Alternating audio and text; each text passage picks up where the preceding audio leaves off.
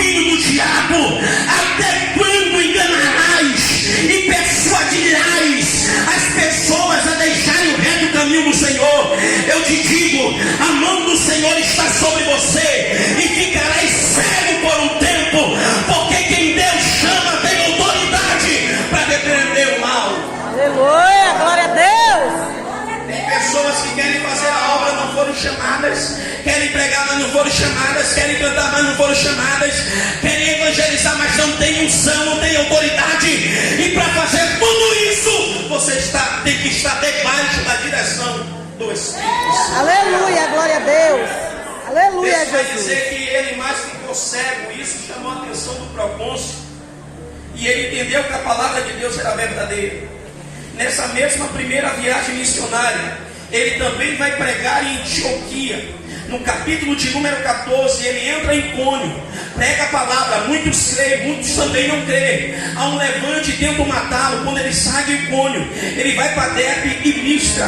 Quando ele chega em Listra, tem um homem coxo. Ele olha no semblante daquele coxo, não é eu que digo, é o texto. Ele vai dizer que olhando para aquele homem, via que nele tinha fé para ser curado. Porque tem pessoas que não têm fé, e tem pessoas que têm fé para receber. Ele disse, olha, fica em pé, se apruma. E quando o homem se aprumou, os homens daquela cidade começaram a dizer, Júpiter e Mercúrio desceu, os deuses estão entre os homens. Paulo tomou a palavra, rasgou as suas vestes e disse, não, nós somos semelhantes a vocês, não somos deuses. Porque crente cheio do Espírito Santo, ele não quer glória para si, ele não quer aplauso para si. Crente cheio do Espírito Santo entende que toda glória, toda honra é para Ele. Aleluia, glória a Deus. Aleluia. nesse mesmo capítulo de número 14. Depois que tudo isso está acontecendo em Listra, o texto vai nos dizer que agora no capítulo de número 15, no seu final, ele vai dar início à sua segunda viagem missionária. A segunda viagem missionária fica mais decisiva no capítulo de número 16. No capítulo de número 16 ele vai conhecer Timóteo, vai integrar Timóteo à sua chamada. No capítulo de número 16, quando ele está em Troade, ele vai receber uma visão de um varão em pé, macedônio, dizendo, atravessa a Macedônia e ajuda-nos. E ele atravessa. Quando ele chega na primeira cidade da Macedônia, por nome de Filipos, ele encontra mulheres. E entre elas uma mulher chamada Lídia, vendedora de púrpura. Esta aceita a palavra, se converte, é batizada não só ela, como toda a sua casa. Na mesma cidade de Filipos, ele vai se encontrar com uma jovem com um espírito de adivinhação, uma história muito conhecida. Ele repreende o espírito, aquela jovem é liberta. Os homens que lucravam com ela ficam indignados. Pega Paulo e Silas e dá um açoite e manda lançar no cárcere interior. No mesmo capítulo 16, na cidade de Filipe, quando ele está dentro do cárcere, à meia-noite eles cantam, adoram e oram e agradecem. As costas estão dilaceradas, o peito está dilacerado, a dor está comendo no centro, mas ele entende que tudo é para a glória de Deus. Aleluia. O terremoto acontece, as cadeias se abrem, todos estão soltos, ninguém foge. O carcereiro quer tirar a vida, Paulo diz, não faz isso não tira a sua vida, está todo mundo aqui. O carcereiro disse, o que eu preciso fazer para ser salvo? Há só uma solução para ele, há só uma solução para você e para mim. Creia no Senhor Jesus e será salvo tu e a tua casa. Tudo isso está acontecendo em Filipos.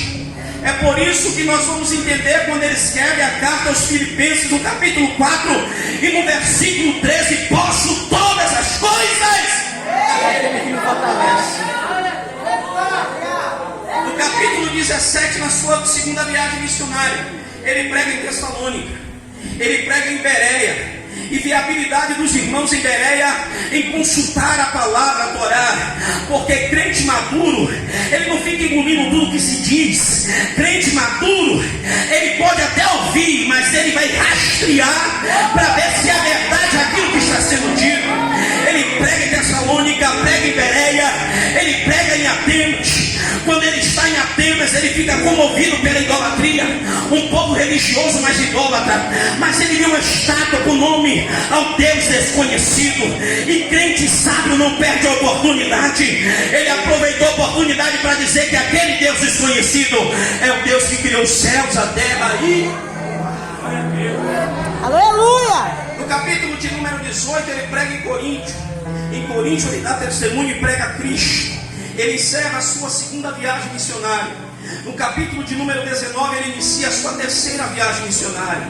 Quando ele está em Éfeso, ele entra em Éfeso, ele encontra com alguns irmãos e pergunta: recebeste o Espírito Santo? Ele vai dizer: nem sabíamos que existia o Espírito Santo.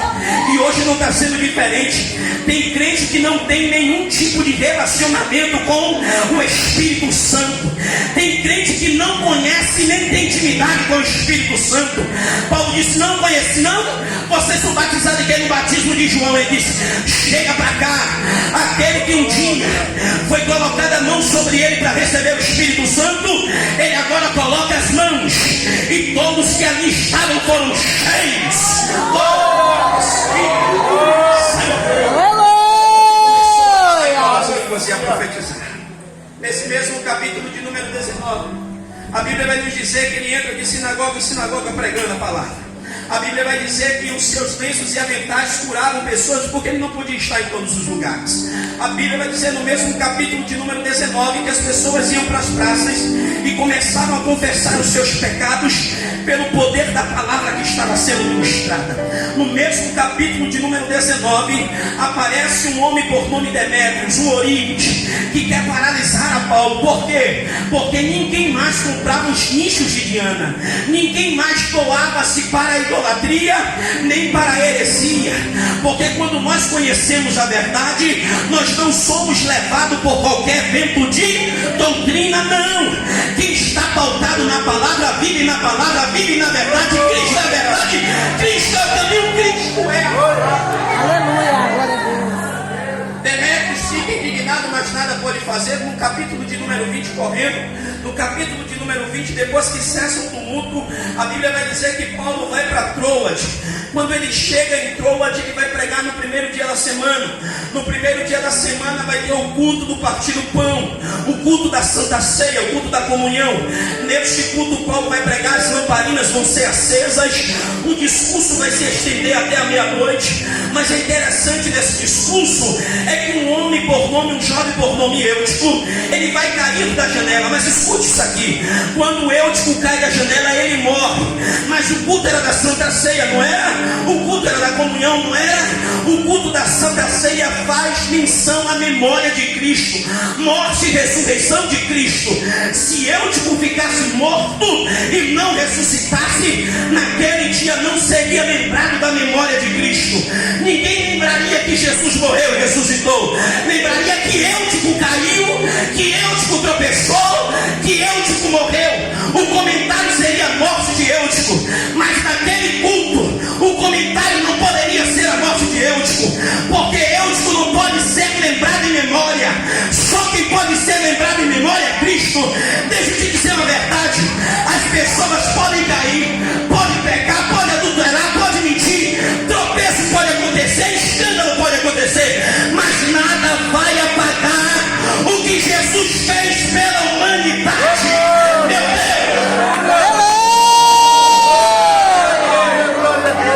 As pessoas estão dizendo: eu não vou naquela igreja porque fulano adulterou.